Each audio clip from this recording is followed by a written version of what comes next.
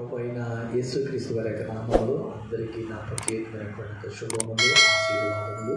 సామర్లకోట, తూర్పుగోదావరి జిల్లాలో ఉన్నటువంటి Samarlakota Andhra Baptist church తరఫు నుండి మేము మీకు తెలియజేస్తూ ఉన్నాం. దేవుని మహాకృపను బట్టి మేము ఒక 40 దినముల పాటు దేవుని యొక్క వాక్యంలో మేము ఎదగాలి, బలాభివృద్ధి చెందాలి, ఆత్మీయంగా మేము బలపరచబడాలి అనేటువంటి ఒక ఉద్దేశంతో నిజానికి ఈ యొక్క కార్యక్రమాన్ని మేము తలపెట్టుకొని ఉన్నాం. ఒక ఆచారం అనే కాదు, ఒక సాంప్రదాయం అనే కాదు, లేకపోతే అందరూ చేస్తున్నారు కనుక మేము కూడా చేస్తున్నాం అనేటువంటిది కాదు. కానీ వీళ్ళన్నది మటుకు ఒక 40 దినముల పాటు దేవుని యొక్క వాక్యంను ధ్యానించుకుంటూ వాక్యంలో బలపరచబడాలనే ఆశతో సంఘ బిడ్డలు పిలిచినప్పుడు సంఘం అందరూ కూడా ప్రతిరోజు సాయంత్రం 7 గంటల నుంచి 8 గంటల వరకు మేము ఎలాగో కూడుకొని దేవుని యొక్క వాక్యాన్ని ధ్యానం చేస్తూ వచ్చినాం. మొదటి దినం అంటే నేను ఇచ్చి ఉండవలసింది, కానీ అప్పటికి ఆలోచన లేకపోయింది. కానీ ఈరోజు ఈ యొక్క కార్యక్రమంలో నేను ఇస్తున్నటువంటి దైవ సందేశం మీతో కూడా పంచుకోవాలి అనేటువంటి ఒక ఉద్దేశంతో ఈ దినాన్ని, ఈ యొక్క వర్తమానాన్ని మీతో నేను తెలియజేస్తూ ఉన్నాను. ఈరోజు మనం ధ్యానించుకోవడానికి గాను బైబిల్ గ్రంథంలో నుండి రోమీలకు రాసినటువంటి ఒక పత్రిక 3వ అధ్యాయము 23, 24 వచనములలో ఉన్నటువంటి ఒక మాటను మనం చదువుకున్నాం. రోమీలకు రాసిన పత్రిక 3వ అధ్యాయము మొదటిగా 23వ వచనంలో ఉన్నటువంటి మాట అందరికీ తెలిసినటువంటి ఒక వాక్య భాగం, ప్రతి ఒక్కరు కూడా సులువుగా చెప్పగలిగినటువంటి ఒక వాక్య భాగం. ఏమంటారంటే, ఏ భేదమును లేదు, అందరూ పాపము చేసి దేవుడు అనుగ్రహించు మహిమని పొందలేక పోవుచున్నారు. ఏ భేదమును లేదు, అందరూ పాపము చేసినటువంటి వారే. ఒకవేళ ఈ దినాన్ని మనం ఎంతమందిని ఆంధ్ర బాప్టిస్టు సంఘముగా మనం ఇక్కడ కూడుకొని దేవుని యొక్క వాక్యాన్ని ధ్యానించుకుంటున్నాం. సంఘముగా దేవుని చేత ఆశీర్వదించబడినటువంటి ఒక ప్రజలుగా, ఆశీర్వదించబడినటువంటి ఒక కుటుంబములుగా మనమందరం ఇలా ఏకముగా కూడుకొని ఉన్నాం. కానీ వాస్తవ ప్రకారంగా ఆలోచన చేసినట్లయితే వాస్తవం అనేటువంటిది ఈవెన్ బైబిల్ గ్రంథంలో కూడా రాయబడినటువంటి ఒక మాటను బట్టి మనం ధ్యానిస్తూ ఉన్నప్పుడు ఏ భేదము లేదు, అందరూ పాపము చేసినటువంటి వారు. ఇక్కడ నిలబడి మాట్లాడుతున్నటువంటి నేను కానివ్వండి, కూర్చుని వింటున్నటువంటి మీరు కానివ్వండి, లేక ఈ కార్యక్రమాన్ని వీక్షిస్తున్నటువంటి మీరు కానివ్వండి, మనుషులందరూ కూడా ఒక మనుషుని యొక్క అవిధేయత వలన, ఒక మనుష్యుడు చేసినటువంటి ఒక మొట్టమొదటి మానవుడు చేసినటువంటి ఆ యొక్క పాపమునకు పర్యవసానంగా ఇదనాన్ని ప్రతి మానవుడు కూడా పాపిగానే పరిగణించబడుతున్నాడు. సో ఏ భేదము లేదు, అందరూ పాపము చేసి దేవుడు అనుగ్రహించినటువంటి ఒక మహిమని కోల్పోతూ వచ్చిన, తరిగిపోతూ వచ్చింది అని వ్రాయబడి ఉంది. అయితే 24వ వచనంలో ఏమన్నదంటే, కాబట్టి నమ్మువారు ఆయన కృప చేతనే క్రీస్తు యేసునందలి విమోచనము ద్వారా ఉచితముగా నీతిమంతులని తీర్చబడుచున్నారు. ఈ దినం నేను మీతో పంచుకుంటున్నటువంటి ఒక మాట దేని గురించి అంటే కృపను గురించి. ఈ 2021వ సంవత్సరం మార్చి 1వ తారీఖున తెల్లవారుజామున మనమందరం కుటుంబాల సమేతంగా వచ్చి ఉన్నప్పుడు కూడా దేవుడు మనతో మాట్లాడినటువంటి ఒక వాక్య భాగము కృపను గురించి ప్రభు మనతో మాట్లాడి ఉన్నారు. కీర్తనల గ్రంథంలో నుండి మనం ధ్యానం చేస్తూ ఉన్నప్పుడు ఆయన యొక్క కృపని మనం తలచుకుంటూ వచ్చినాం. ఆయన యొక్క కృప ఎంత విశాలమైనటువంటిది, ఎంత అత్యధికమైనటువంటిది. 118వ కీర్తనలో ఉన్నటువంటి ఒక మాటలు ఒక నిమిషం మనం ధ్యానం చేసుకుందామా. 118వ కీర్తన మొదటి 4 వచనాల్లో కూడా ఉన్నటువంటి మాటలు ఏమనంటూ ఉన్నారంటే, యెహోవా దయాళుడు, ఆయన కృప నిరంతరము నిలుచును, ఆయనకు కృతజ్ఞతాస్తుతులు చెల్లించుని, ఆయన కృప నిరంతరము నిలుచునని ఇశ్రాయేలీయులు అందురుగాక. ఆయన కృప నిరంతరము నిలుచునని అహరోను వంశస్థులు అందురుగాక. ఆయన కృప నిరంతరం నిలుచునని యెహోవా యందు భయభక్తులు కలిగినటువంటి వారు అందురుగాక. అంటే మనం అందరం కూడా ఈ రోజుల్లో మనం జ్ఞాపకం చేసుకోవలసినటువంటి ఒక విషయం ఏంటంటే ద గ్రేస్ ఆఫ్ గాడ్, దేవుని యొక్క కృప అనేటువంటి మాటకి నిర్వచనముగా కనుక మనం ఆలోచన చేసినట్లయితే ఏది మనము చేయజాలక ఉన్నామో, ఏది మనం సంపాదించుకొనలేక ఉన్నామో, దేనినైతే మన డబ్బులతో మనం కొనుక్కోలేకుండా మనంతటి మనం తీసుకోలేకుండా ఉంటూ ఉన్నామో అట్టిది మనకు దొరికినప్పుడు లేక అట్టిది మనం కలిగి ఉన్నప్పుడు అది కృప అని అనబడుతుంది. దేవుని యొక్క కృపలో మనం పొందుకున్న లేనటువంటి పరలోక రాజ్యం దేవుడు మన కొరకిస్తూ ఉన్నారు. దేవుని యొక్క కృపలో మనం పొందుకున్న లేనటువంటి ఊపిరి ఆయుష్కాలాన్ని దేవుడు మనకు అనుగ్రహిస్తూ ఉన్నారు. ఎన్నెన్నో మేలులు దేవుడు మన కొరకు చేస్తున్నటువంటి వాటిలో ఈరోజు ఆయన యొక్క కృపను బట్టి మనకు కలిగేటువంటి విషయాల్ని నేను మీతో పంచుకోబోతున్నాను. దానిలోనికి మళ్ళీ నేను వెళ్ళకముందు మరొకసారి ఇక్కడ నీ పైన ఉన్నటువంటి కీర్తన కూడా మనం చూసినట్లయితే 117వ కీర్తన మొదటి వచనంలో ఈ చక్కని మాట రాయబడినది. యెహోవా కృప మన ఎడల హెచ్చుగా ఉన్నది. మనందరి ఎడల చాలా అధికముగా దేవుడు తన యొక్క కృపను మనకు అనుగ్రహించి ఉన్నారు. ఈరోజు నేను డిక్లేర్ చేస్తున్నా, ఆయన కృపే గనక లేకపోతే మనం అందరం కూడా ఇక్కడికి ఎలాగునా వచ్చి ఉండే వారమే కాదు. ఆయన కృపే గనక మన మీద లేకపోయినట్లయితే మనం అందరము సజీవులముగా ఈ దినాన్ని ఉండి ఉండేవారమే కాదు. నాకు జ్ఞాపకం ఉండి పోయిన సంవత్సరం అనగా 2020వ సంవత్సరం మార్చి నెల భయంకరమైనటువంటి రీతిగా మనకు ఉండినటువంటి కొన్ని దినాల పాటు మనం ఎప్పుడు కూడా ఏర్పాటు చేసుకున్న 40 దినముల సభలు లేక 40 దినముల కూటములు చక్కగా జరుగుతూ ఉన్నాయి. ఒకనొక దినాన్ని అనగా మార్చి 21వ తారీఖున నేను రికార్డింగ్ ముగించుకొని నేను తిరిగి ఇక్కడికి వచ్చేసరికి ఏమీ లేకుండా అంత చీకటిగా ఉండినది ఆలయంలోనే. ఏమైంది అని అడిగినప్పుడు అధికారులు వచ్చి ఉన్నారు, పోలీస్ అధికారులు వచ్చి ఉన్నారు. ఇలాగ మీకు కూటములు జరగకూడదంట, దగ్గరగా ప్రజలు కూర్చోకూడదంట, దగ్గర ఉండకూడదంట, కనుక ఈ రాత్రి కూడా మీరు ప్రార్థన కూటం పెట్టడానికి వీల్లేదు అని చెప్పి దగ్గరుండి మరి వేసినటువంటి చాపలు వేసినటువంటి మ్యాట్రస్ ఇవన్నీ కూడా తీయించేశారు అని చెప్పన్నారు.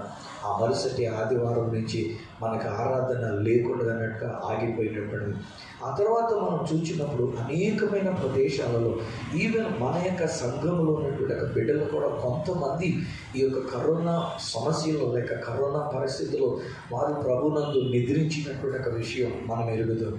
కానీ ఈరోజు వరకు సంవత్సర కాలం పాటు పోయిన మార్చి నెల నుండి ఈ మార్చి నెల వరకు కూడా మనం ఇలా సజీవ లెక్కలో ఉండి మనము ప్రార్థనలోకి వచ్చి మనం కూర్చున్నాము అన్నట్టు దాని అర్థం ఆయన యొక్క కృప. ఒకసారి హల్లెలూయా చేద్దామా దేవునికి.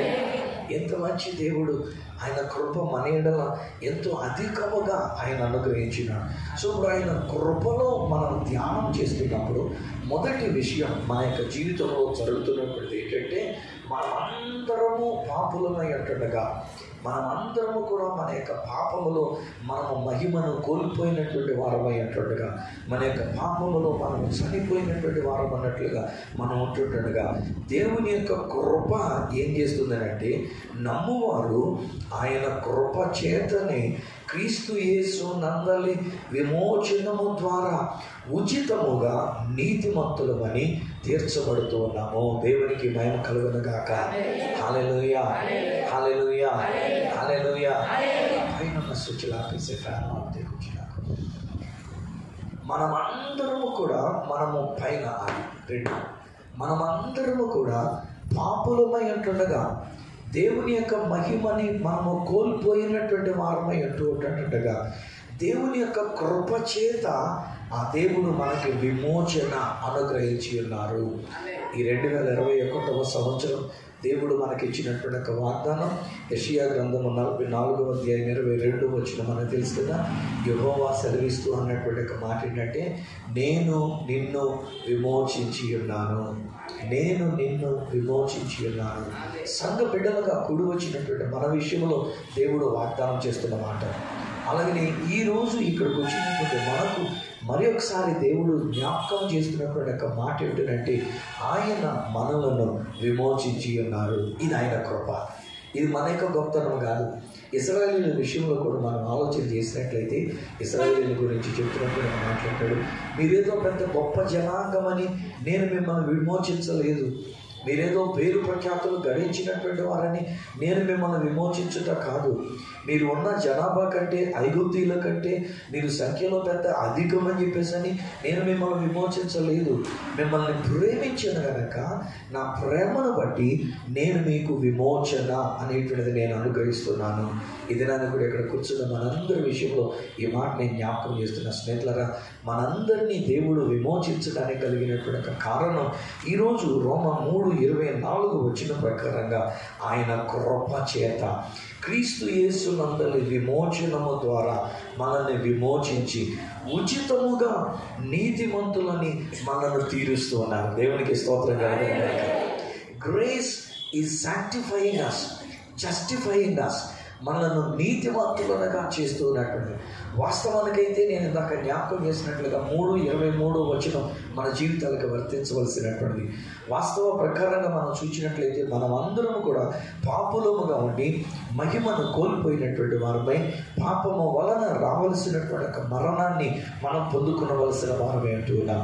కానీ దేవుని కృప ఏం చేసిందనంటే మనందరినీ చూసినప్పుడు నీతిమంతులు అని చెప్పేసి అంటున్నాను. నేను అంటున్న స్నేహితులు ఒక మాట అర్థం చేసుకోండి, నా మాట కూడా గ్రహించడానికి ప్రయత్నం చేయండి.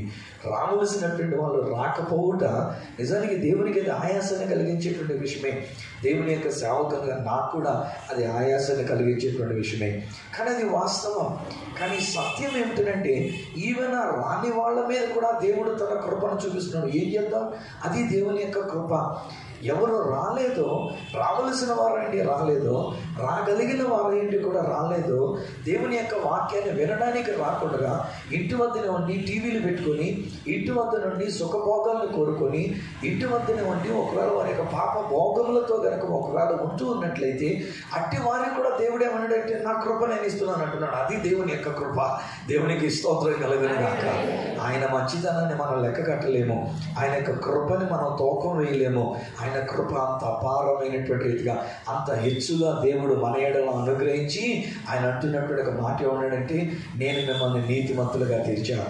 రాకపోవటం వల్ల మీకు ఒక శిక్ష ఉంది, మీరు నా యొక్క మాట వినకపోవటం వల్ల మీకు ఒక శిక్ష ఉంది, మీరు ప్రవర్తిస్తున్నటువంటి ప్రవర్తన వలన మీ యొక్క జీవితాల మీద ఒక నేరస్థాపన అనేటువంటిది జరుగుతూ ఉంది.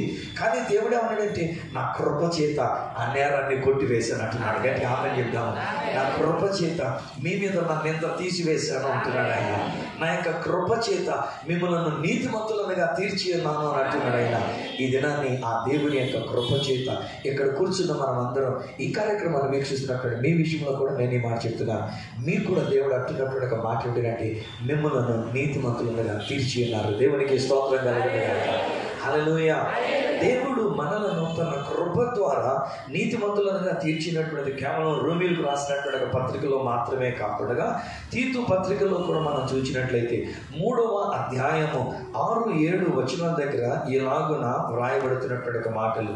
తీతు రాసినటువంటి ఒక పత్రిక 3వ అధ్యాయము 6-7 వచనాలు ఉన్నటువంటి ఒక మాట ఏమిటంటే మనము ఆయన కృప వలన నీతిమంతులం అని తీర్చబడి ఆమె చెప్పండి ఒకసారి మాట.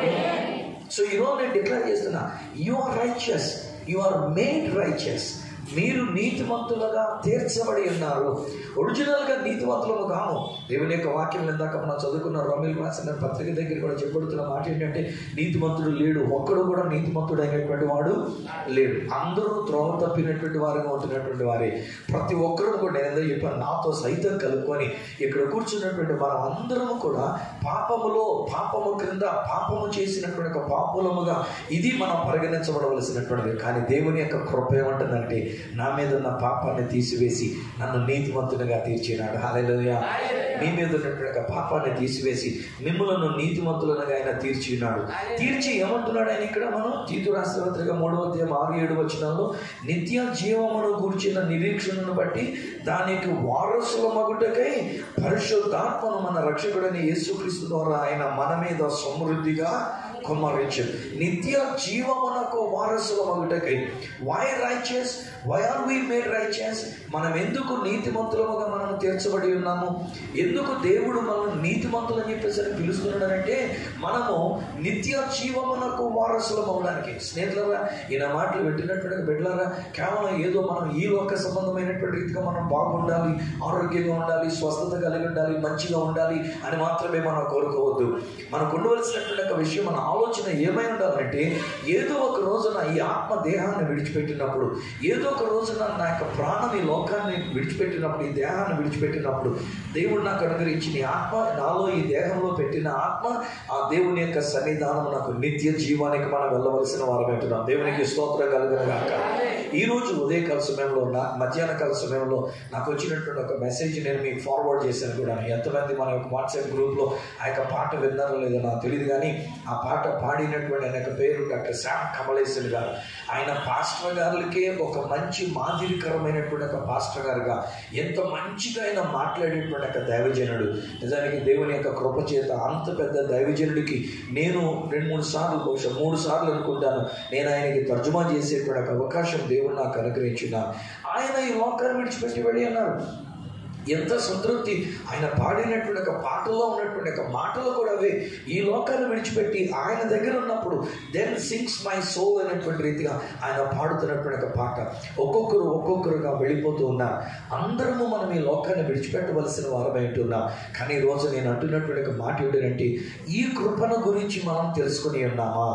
ఈ కృపను గురించి మనం దేవునికి కృతజ్ఞతాస్తుతులు చెల్లిస్తూ ఉన్నామా? మనము నీతిమంతులుగా తీర్చినటువంటి ఒక కృపలో మనము నీతిమంతులుగా తీర్చబడి ఉన్నామనే సత్యాన్ని మనము తెలుసుకుని ఉన్నామా? ఒకవేళ మీరు కనుక జాగ్రత్తగా ఆలోచన చేస్తే, ఈ మాట డేరుగా నేను ఈ మాట కూడా నేను అంటూ ఉన్నా, ఒకవేళ కొందరు బోధలు చేస్తున్నట్టే మన యొక్క పాపాన్ని పైకెత్తి చూపిస్తూ ఉంటారు, మన యొక్క లోటును పైకెత్తి చూపిస్తూ ఉంటారు, భూతత్తులు పెట్టి చూపించినట్లుగా మన యొక్క బలహీనతల గురించి, లేక మన యొక్క వీక్ పాయింట్స్ అనేటువంటివి ఏమున్నాయో వాటి గురించి చూపిస్తూ ఉంటారు. కానీ దేవుని యొక్క సేవకులుగా నేను నేర్పిస్తున్నటువంటి విషయం ఏంటంటే, no doubt we are all sinners. పాపులమే మనమందరం కూడా, అనుమానం లేదు. వాస్తవానికి అందరూ పాపం చేశారు, ఏ భేదము లేకుండా. కానీ నేను ఇస్తున్న సందేశం ఏంటంటే, కృప చేత మనము నీతివంతులముగా తీర్చబడి నిత్య జీవానికి మనం వారసులముగా ఉంటూ ఉన్నాం. హల్లెలూయా. గుండెమే చేసుకొని ధైర్యంగా మనం చెప్పుకోవాలి. ఏదో ఒక రోజు ఒకవేళ నేను ఈ లోకాన్ని విడిచిపెడితే దేవుడు నాకు అనుగ్రహించిన నిత్య జీవానికి నేను వారసునిగా, ఆయన సిద్ధపరిచినటువంటి రాజ్యానికి వారసునిగా నేను వెళ్ళగలను అనేటువంటి నమ్మిక ఇది మనం కలిగి ఉండాలి. మొదటి విషయం ఏంటంటే, కృపలో మనం నేర్చుకున్న మొదటి విషయం ఏమనగా, మనము నీతిమంతులముగా తీర్చబడి ఉన్నాము. మరొకసారి ఆమె చెప్పండి. Very good. ఇంకొకసారి ఆమె చెప్దాము. నీతిమంతులముగా తీర్చబడి ఉన్నాము. మనమందరము నీతిమంతులముగా చేయబడి ఉన్నాము.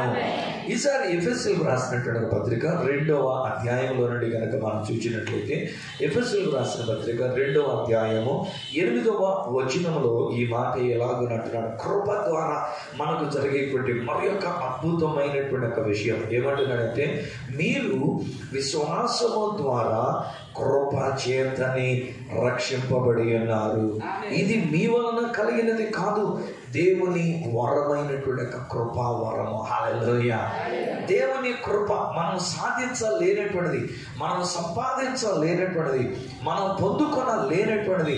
ఆ దేవుడు మనకిచ్చిన రెండవ విషయం, కృప చేత మనకు అనుగ్రహించిన రెండవ విషయం ఏంటంటే, రక్షణ భాగ్యాన్ని దేవుడు మనకు అనుగ్రహించి ఉన్నారు. హల్లెలూయా. ఒకసారి హల్లెలూయా. అందుకే నేను డిక్లేర్ చేస్తున్నాను, ఇక్కడికి వచ్చినటువంటి మనం అందరం కూడా ఒకవేళ ఇందులో ఇంకా రక్షింపబడిన వాళ్ళు ఉండి ఉండవచ్చు, రక్షణ లేనటువంటి వాళ్ళు ఉండి ఉండవచ్చు, ఇంకా రక్షణ పొందనటువంటి వాళ్ళు ఉండి ఉండవచ్చు. కానీ ఈరోజు నేను చెప్తున్న మాట ఏమన్నానంటే, మీ క్రియలను బట్టి కాదు, మీ మంచితనాన్ని బట్టి కాదు, మీ యొక్క పరిశుద్ధతను బట్టి కాదు, మీ గొప్పతనాన్ని బట్టి కాదు, కానీ దేవుని కృపను బట్టి ఆ దేవుడు చెప్తున్నటువంటి ఒక మాట ఏంటంటే, మనందరికీ రక్షణ అనుగ్రహించి ఉన్నారు. ఆమె ఒకసారి ఈరోజు నేను అందుకనే నా మాటలో నేను మాట్లాడుతున్నప్పుడు నువ్వు రక్షణ పొంది ఉన్నావా అని నేను అడగట్లే. ఒకవేళ ఇంకా రక్షణ పొంది ఉండకపోతే, రక్షణ పొందిన వాళ్ళ గురించి నీకు రక్షణ లేకుండా నువ్వు బ్రతుకుతున్నావు అని నీ మీద వేలు పెట్టి చూపించేటువంటి రకమైన ప్రసంగం అది కాదు నేను చేస్తున్నటువంటిది. నేను ప్రకటిస్తుంది సత్యమైనటువంటి ఒక సువార్త. సత్యం ఏంటంటే, దేవుని కృప మనందరకు అనుగ్రహించబడి ఉన్నది. దేవుని యొక్క కృప మన కొరకు లోకములోనికి దిగవచ్చి ఉన్నది. 2000 సంవత్సరాల క్రితం దిగివచ్చినటువంటి యేసుక్రీస్తు ప్రభువారు ఆయన 2000 సంవత్సరాల క్రితం మన కొరకు ఆ శిలువలో తన యొక్క ప్రాణం పెట్టినటువంటి దానిలో మనం చూసినట్లయితే, అది కేవలం దేవుని యొక్క కృప తప్పితే మరి ఒకటి కాదు. మనమైతే we are doomed to deem to eternal hell. మనం నిత్య నరకానికి మనం పోవలసినటువంటి వారు, మనము నశించిపోవలసినటువంటి వారు, నరకములో మనం ఉండవలసినటువంటి వారు.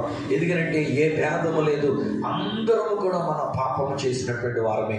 కానీ దేవుడు తన కృప చేత ఇది నాన్ని మనతో చెప్తున్నటువంటి ఒక మాట ఏమంటే, తన యొక్క కృప వరముగా, ఇది మన క్రియల వలన కలిగినది కాదు. 9వ వచనం అంటాడు, అది క్రియల వలన కలిగినది కాదు గనక ఎవడును అతిశయపడా వీలు లేదు.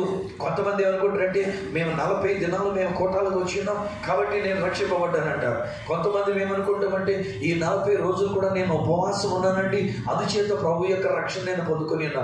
నీ గొప్పతనం, నీ అంత సీను నా దగ్గర లేనే లేదండి ఏమాత్రం కూడా. నువ్వు ఒకవేళ ఎన్ని దినాలు ఉపవాసం ఉన్నా, ఒకవేళ ఎన్ని దినాలు నువ్వు ప్రార్థన కూటానికి వచ్చినా, ఎంత ఇదిగా ఒకవేళ నిన్ను నువ్వు మంచిగా కనపరుచుకోవడానికి నువ్వు ప్రయత్నం చేస్తున్నా, నీ క్రియల వలన నువ్వు రక్షణ పొందలే. కానీ దేవుని యొక్క క్రియ అదేంటంటే ఆయన కృప, దేవుడు మన కొరకు అనుగ్రహించి ఉన్నారు. ఆమేన్. తీతు పత్రికలో నుండి కనుక మనం చూసినట్లయితే, తీతు పత్రిక 2వ అధ్యాయము 11వ వచనంలో మరొకసారి ఆ మాట మనం చదవగలుగుతున్నాం. తీతు పత్రిక 2వ అధ్యాయం 11వ వచనం ఏమంటాడంటే, యాలయనగా సమస్త మనుషులకు రక్షణకరమైన దేవుని కృప ప్రత్యక్షమై. సమస్త మనుష్యులకును రక్షణకరమైన అంటే కేవలం ఎక్కడ కూర్చున్నా మనకు మాత్రమే కాదు. నిజానికి నా హృదయం అయితే పీకుతో ఉంది. ఎవరు రాలేకపోయినారు ఈ దినాన్ని, ఇంకా ఆంధ్ర బ్యాప్టిస్టు సంఘ బిడ్డలుగా ఇంకా అనేక మంది రావాల్సిన బిడ్డలు ఉన్నారు. 1 గంట దినంలో 24 గంటలలో దేవుడు అడుగుతున్నదల్లా 1 గంట నా మందిరంలోనికి రండి. ఇక్కడ ఎవరో ఒక దైవజనుడు నిలబడి మాట్లాడుతున్నప్పుడు ఆ యొక్క మాట ద్వారా నేను నిన్ను బలపరుస్తాను, నేను మీకు ఆశీర్వాదాలు ఇస్తానని ఆ దేవాతి దేవుడు మనల్ని పిలుస్తున్నట్టే, ఆ 1 గంట కనీసం దేవుని దగ్గరికి రాకుండా ఇంటికాడే ఉండిపోతున్నటువంటి వాళ్ళు దేని కొరకు ఉండిపోవాలని అనుకోవాలి. నాకైతే వేదన, నాకైతే ఆవేదనే నాకు కలుగుతున్నటువంటిది. నేనేది అనుకున్నాను, దేవా వాళ్ళకి నీ కృప వద్దునైనా అనుకుంటా మామూలుగా మాట్లాడవలసి వస్తే, ఆయన ఎవరు నీ దగ్గరికి వచ్చారో, ఎవరు తెల్లవారుజాము ప్రార్థనకు వస్తున్నారో, ఎవరు 7 గంటల నుంచి 8 గంటల వరకు ప్రతిరోజు సాయంకాలం మీటింగ్లోనికి అనేటువంటిది వస్తున్నారు, వాళ్ళకే నీ కృపబడానంటే ఆ దేవుడు అన్నాడు కదా, సమస్త మనుషులకును అనుగ్రహించబడిన దేవుని యొక్క కృప అంట. రాని వాళ్ళకి దేవుడు ఇస్తున్నాడు కృప. ఏ దేవుడో ఏమో నాకు అర్థం కాదు నాయన. నిజానికి ఎవరు దేవునికి వ్యతిరేకంగా ఉన్నారో వాళ్ళ మీద కూడా కృపను అనుగ్రహిస్తున్నాడు. ఎవరు వ్యతిరేకమైనటువంటి పనులు చేస్తున్నారో సంఘానికి, దేవుని యొక్క క్రైస్తవ సంఘానికి వ్యతిరేకంగా జీవిస్తున్నారు, వాళ్ళ విషయంలో కూడా దేవుడు తన కృపను అనుగ్రహించి సమస్త మనుషులకు రక్షణకరమైన దేవుని కృప, వాళ్ళకి రక్షణ కలిగించేటువంటి దేవుని కృప, వాళ్ళు కూడా రక్షణ భాగ్యం కలిగినది. ఆమె చెప్పండి ఒకసారి. మనమును రక్షింపబడి ఉన్నాము. ఆమె చెప్పండి ఒకసారి. రక్షణకరమైన దేవుని యొక్క కృప ప్రత్యక్షమై ఏం చేస్తుంది అని కనుక మనం చూసినట్లయితే 12-13 వచనం అన్నాడు, మనం భక్తిహీనతను, ఇహలోక సంబంధమైన దురాశలను విసర్జించి శుభప్రదమైన నిరీక్షణ నిమిత్తము అనగా మహాదేవుడును మన రక్షకుడునైన యేసుక్రీస్తు మహిమ యొక్క ప్రత్యక్షత కొరకు మనం ఎదురు చూచుచు ఈ లోకంలో స్వస్థ బుద్ధితోనూ నీతితోనూ భక్తితోనూ బ్రతుకుచుండవలని మనకు ఆ కృప బోధిస్తూ ఉన్నది. హల్లెలూయా. గట్టిగా చప్పట్లు కొడుతూ ఒకసారి దేవునితో ధ్యానం చేద్దాం. గట్టిగా చప్పట్లు కొడుతూ ధ్యానం చేద్దాం. ఈరోజు నాకు కృప మనకు బోధిస్తున్నది. ఈరోజు నేను కాదు మీతో బోధిస్తున్నటువంటిది, ఒక మనిషి కాదు ఇక్కడి నుంచి మాట్లాడుతున్నటువంటిది. కృప మనతో మాట్లాడితే ఏముంటుందంటే, ఆయన రాకడ కొరకు మనం ఎదురు చూస్తున్నటువంటి వారముగా, రక్షణ పొందినటువంటి వారమై ఆయన రాకడ కొరకు మనం కనిపెట్టుకొని నీతితోనూ పరిశుద్ధతతోనూ భక్తితోనూ మనం మంచిగా జీవించాలని ఇది తెలియజెప్తూ ఉంటుంది. అన్ఫార్చునేట్లీ దురదృష్టవశాత్తు నేను అంటాను, ఎవరు రాలేకపోయినారో వారి కృపను గురించి తెలుసుకున్న వారు కాలేకపోయారు. తెల్లవారుజాము ప్రార్థన కూడా నేను మరీ కోరాను. నేను అడిగినాను ఆదివారపు ఆరాధనలో ఆన్లైన్ ప్రేయర్కి ఒకవేళ మీరు వచ్చినా రాలేకపోయినా మీకు ఫ్రీడమ్ విడిచిపెడుతున్నా. తెల్లవారుజామున మనం అందరం కలిసి వద్దామని చెప్పినప్పుడు కూడా కేవలం మహా అయితే ఒక 25 మంది 30 మంది మాత్రముగా తెల్లవారుజామున వచ్చినటువంటి వాళ్ళు, మిగతా వాళ్ళందరూ మనం ఆమంత్రం తీసుకోలేకపోయాం. దేవుడు మనల్ని బ్రతికించి ఉంచింది, ఆయన కృప చేత బ్రతికించి ఉంచాడు. ఒక్క క్షణం దేవుడు కనుక తన కృపను పక్కకు తీసినట్లయితే టప్ టప్ టప్ టప్ రాలిపోయి రాలిపోతాం, చేమలు రాలిపోయినట్లుగా. ఒక్కడు మిగలకుండా రాలిపోయేటువంటి పరిస్థితి. రాలిపోవడంతో మాత్రమే కాదు, రాలిపోయిన ప్రతి ఆత్మ నరకానికైనటువంటి రీతిగా వెళ్ళిపోతున్నటువంటిది. కానీ దేవుని యొక్క కృప ఏమిటంటే, నేను కృపగా వీరి కొరకే ఈ లోకంలోనికి వచ్చా, కృపగా వీరి కొరకే సిలువలో నా ప్రాణం పెట్టా, నేను సిలువలో రక్తము కార్చినందు చేత వీరందరికీ నాకు రక్షణ భాగ్యాన్ని నేను వీరి కొరకు ఇచ్చాను గనక సమస్త మనుషులకు రక్షణకరమైనటువంటి కృప ప్రత్యక్షమై వారికి బోధిస్తున్నటువంటి మాట ఏంటంటే, ప్రతిరోజు 7 గంటలకు ప్రార్థనకు రండి, ప్రతి ఉదయ కాలంలో ఒక్క క్షణం నా దగ్గరికి వచ్చి ప్రార్థన చేసుకొని వెళ్ళండి. డాక్టర్ గారు రేపు పొద్దున్న నువ్వు నడవకపోతే నువ్వు చచ్చిపోతావు, నువ్వు నడవకపోతే నీ గుండె ఆగిపోతే అని చెప్పినప్పుడు పడతా లేస్తా ఎక్కడెక్కడికో వెళ్ళి వ్యర్థమైపోయిన ముసలమ్మ ముచ్చట్లు పెట్టుకొని ఆయా ఊసులు ఆడుకునే దానికంటే దేవుని యొక్క సన్నిధానానికి మనం నడుచుకుంటూ వచ్చి సన్నిధానం నుంచి మనం నడుచుకుంటూ వెళ్ళినప్పుడు మన గుండెకి మంచిది, మన శరీరానికి మంచిది, మన రక్తానికి మంచిది, మన ఆయుష్ కాలానికి మంచిది. మన అందరూ కూడా అటువంటి కృపలో ఉండాలని ఆ దేవుడు మనల్ని పిలుస్తున్నాడు. ఆయన మనతో బోధిస్తున్నాడు, తన కృప ద్వారా ఆయనకు మనకు బోధిస్తున్నటువంటి విషయాలు. ఇకపోతే 3వ విషయముగా కనుక దేవుని యొక్క వాక్యంలో నుండి మనం చూసినప్పుడు, తిమోతిలకు రాసినటువంటి 2వ పత్రిక, దాని ప్రక్కనే ఉంటుంది. తిమోతిలకు రాసిన 2వ పత్రిక 2వ అధ్యాయము 1వ వచనములో ఉన్నటువంటి మాట ఇలాగున సెలవిస్తూ ఉన్నాడు. నా కుమారుడా, క్రీస్తు యేసునందున్న కృప చేత బలవంతుడవు కమ్ము. క్రీస్తు యేసునందున్న కృప చేత బలవంతుడవు కమ్ము. మరలా కరోనా అనేటువంటిది స్ట్రెయిన్ అనేటువంటి ఒక కరోనాగా వస్తుందని చెప్పేసి అని చెప్తూ ఉన్నారు. ఈ మధ్య కాలంలో డాక్టర్స్ చెప్తున్నటువంటి ఒక మాటలు ఏంటంటే, ఈసారి యాంటీబయాటిక్స్ తీసుకోమని చెప్పట్లే. పారాసెటమాల్ తీసుకోండి, లేకపోతే యాంటీబయాటిక్ తీసుకోండి, లేకపోతే ఇంకో బలం తీసుకోండి, సి విటమిన్ తీసుకోండి, డి విటమిన్ తీసుకోండి, ఇలాంటివని చెప్పేసి చెప్పట్లేదు. దానికి బదులు వాళ్ళు ఏమన్నారంటే, మల్టీ విటమిన్స్ తీసుకోండి. మీ యొక్క శరీరంలో మల్టీ విటమిన్స్ అనేటువంటివి కనుక ఉన్నట్లయితే, విటమిన్లన్నీ కూడా మీ శరీరంలో ఉన్నట్లయితే మీకు ఒక విధమైనటువంటి బలము మీలో వస్తుంది కనుక అప్పుడు వచ్చేటువంటి వ్యాధిని బాధని మీరు ఎదుర్కొనడానికి అవకాశం ఉంటుంది. ఆ యొక్క వ్యాధి బలహీనత వచ్చినప్పుడు మనలో ఒక విధమైనటువంటి నీరసం ఏర్పడుతుంది, కృంగిపోయినటువంటి పరిస్థితి ఏర్పడుతుంది. కొందరికి మోషన్స్ కలుగుతూ ఉన్నాయి, కొందరికి కడుపు నొప్పితో బాధపడుతున్నారు, కొందరు గుండె నొప్పితో బాధపడుతూ ఉన్నారు, కొందరికి నిద్ర మగతో వచ్చినటువంటి రీతిగా ఉంటూ ఉన్నారు. ఇది ఈ మధ్య కాలంలో వస్తున్నటువంటి కరోనా సంబంధించినటువంటి సిమ్టమ్స్. దానికి ఒకటి విరుగుడు ఏంటంటే, బలమైన ఆహారం తీసుకుని మనము బలముగా ఉండగలిగితే 2 రోజులు 3 రోజులు ఒకవేళ నీరసంగా అనిపించినప్పుడు కానీ మరలా తిరిగి మనం కోలుకోగలిగినటువంటి పరిస్థితి ఈ దేశానికి దేవుడు అనుగ్రహిస్తున్నటువంటి పరిస్థితి. దేవునికి స్తోత్రం కలుగును గాక. కానీ దినాన్ని దేవుడు అంటాడు, ఆ బలమైనటువంటి ఆహారముల కంటే లేక మంచి విటమిన్లు కలిగినటువంటి పండ్లు ఫలాలు వాటిని మనం భుజించిన దానికంటే ఈ దినాన్ని దేవుడు చెప్తున్నటువంటి మాట, నా కుమారుడా, క్రీస్తు యేసునందు ఉన్నటువంటి కృప చేత నీవు బలవంతుడవు కమ్ము. కృప మనం తీసుకుంటే మనం బలవంతులం.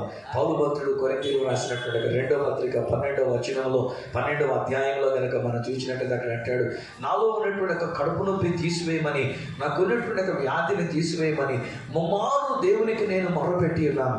కానీ దేవుడు తాను ఇచ్చినటువంటి జవాబు ఏంటంటే, నా కృప నీకు చాలును అంటూ వచ్చిన, నా కృప నీకు చాలును. నాకు కృప ఎప్పుడైతే నీకు ఉంటుందో, నీ బలహీనతలో నాకు కృప ఉంటుందో అప్పుడే నీవు బలవంతుడుగా నీవు ఉంటున్నా. అందుకే నేను పౌలు భక్తుడు ఆ తర్వాత అంటాడు, నేను ఎప్పుడు బలహీనుడనో అప్పుడే నేను బలవంతుడు కనుక మరి విశేషముగా నా బలహీనతల యందే నేను బాగా ధైర్యము కలిగొండి నేను దేవునికి త్యాగం చెల్లించుకున్నాను అంటున్నాడు. ఈ దినానికి కూడా వచ్చిన వెంటనే 2-3 బలహీనమైనటువంటి వారు నా దగ్గరికి వచ్చి ప్రార్థన చేయమని కోరి ఉన్నారు. వారికి ఒకటే బలము మాత్రం, ఒకటే నేను వేస్తున్నా, కృప నీ దగ్గర ఉన్నది. ఆమె చెప్పండి, కృప మీ కొరకు చాలినంత ఉండి ఉన్నది. హెచ్చైనటువంటి కృప దేవుడు మన మీద కుమ్మరించి ఉన్నారు. అట్టి కృపను కలిగినటువంటి మనము ఈ దినాన్ని ఆ కృప చేతని మనము బలవంతులముగా బలము కలిగినటువంటి వారముగా ఎక్కడి నుంచి వెళుతూ ఉన్నాము. నేను విచారిస్తున్నటువంటి ఒక విషయం ఏమిటంటే, ఎవరు రాలేకపోయారో వారు ఈ కృపను గురించి వినలేకపోయారు. ఎవరు వినలేకపోయారో వారు అప్పుడు కృపను గురించి వాళ్ళు తెలుసుకోలేకపోయారు. కృపను గురించి వారికి తెలియలేదు కనుక కాస్త నీరసం వచ్చిందంటే, కాస్త నొప్పి వచ్చిందంటే, కాస్త ఏదైనా బలహీనత అనిపించిందనంటే ఇంకా ఎక్కువగా దేవుని యొక్క సన్నిధిని మానేసి ఇంటికాడే మంచం పట్టేసి మంచం మీద ఉండిపోయి వాళ్ళు మేము ఇలాగే ఉండిపోతున్నాం ఇలాగ ఉండిపోతున్నాం అని చెప్పేసి ఆ యొక్క బలహీనతతో వారు నలిగిపోయే వాళ్ళు ఉన్నారు. ఎందుకంటే ఇగ్నోరెన్స్, వారికి తెలియకపోవటం వలన. అదే ఒకవేళ కనుక వారు కూడా వచ్చినటువంటి వారు మళ్ళీ వినకుండా ఉంటే దానివల్ల ప్రయోజనం లేదు. వచ్చినటువంటి వారు ఆ కృపల గురించి విని ఈ కృప నా కొరకు ఉన్నది అని ఆ కృపను మనం తీసుకోగలిగినట్లయితే కృప ద్వారా మనము నీతివంతులముగా తీర్చబడి ఉన్నాము. కృప ద్వారానే మనము రక్షింపబడి ఉన్నాము. అట్టి కృప ద్వారానే మనము బలవంతులముగా బలము కలిగినటువంటి వారముగా మనం ఉంటూ ఉన్నాము.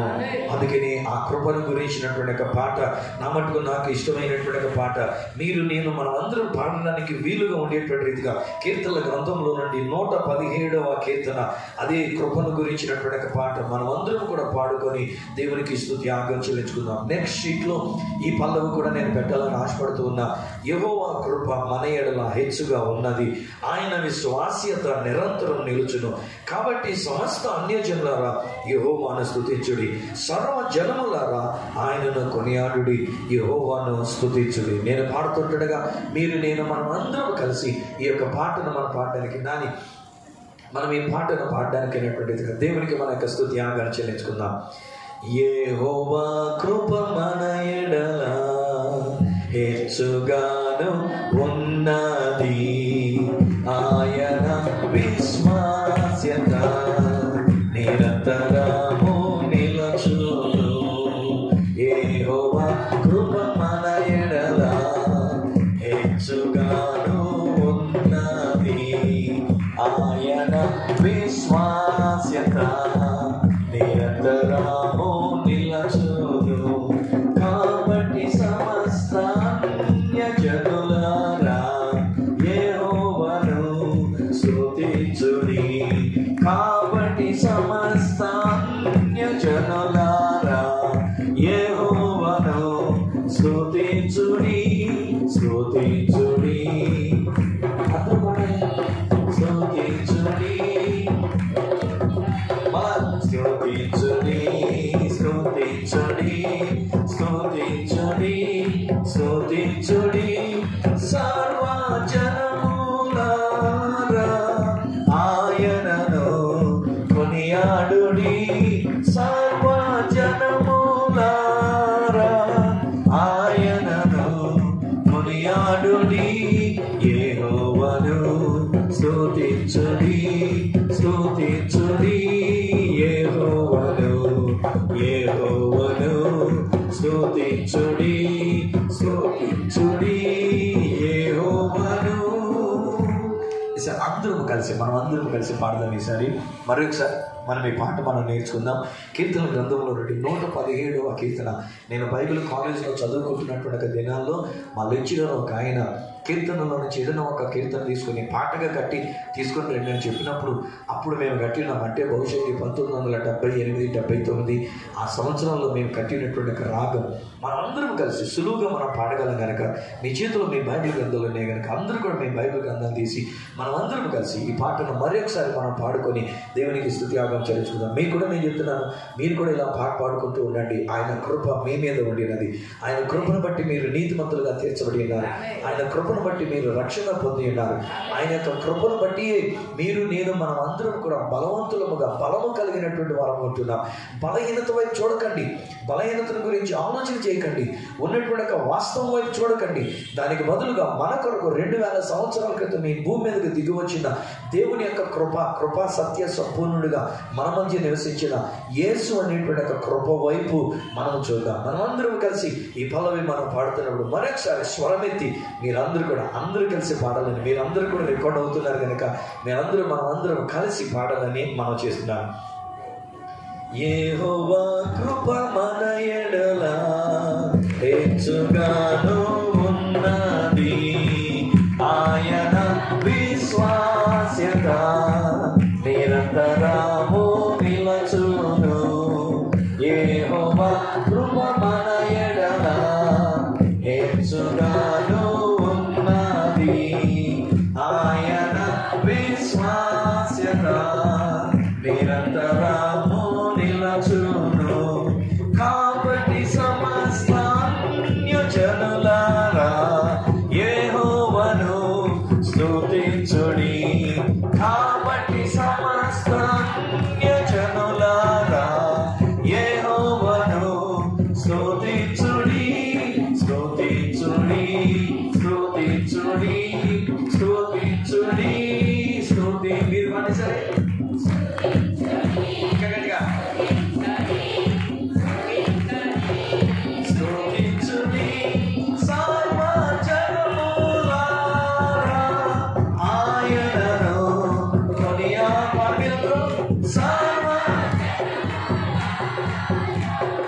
ఆయనను కొనియాడుడి, యెహోవాను స్తుతించుడి, స్తుతించుడి.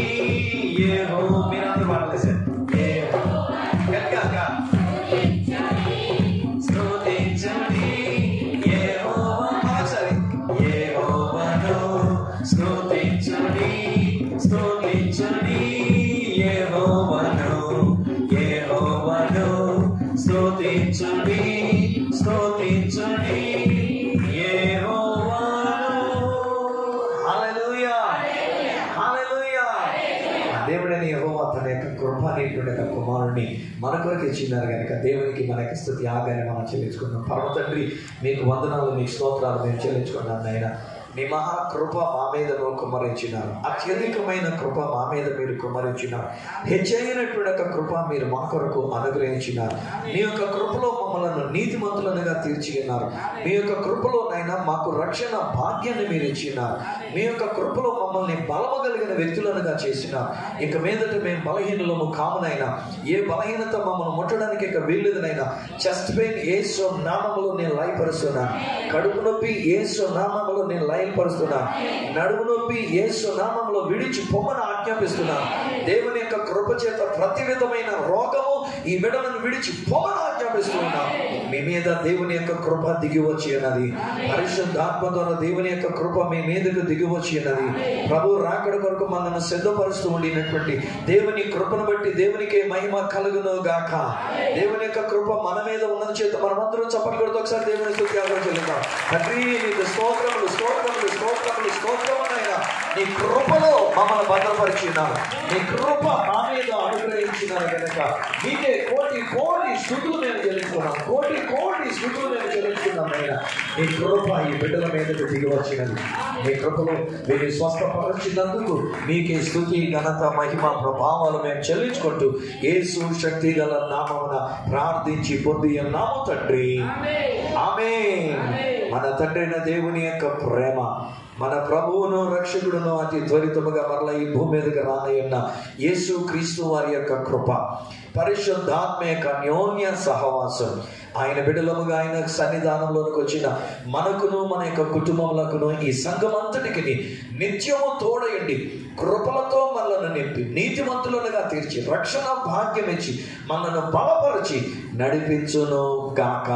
ఆమేన్, ఆమేన్. God bless you.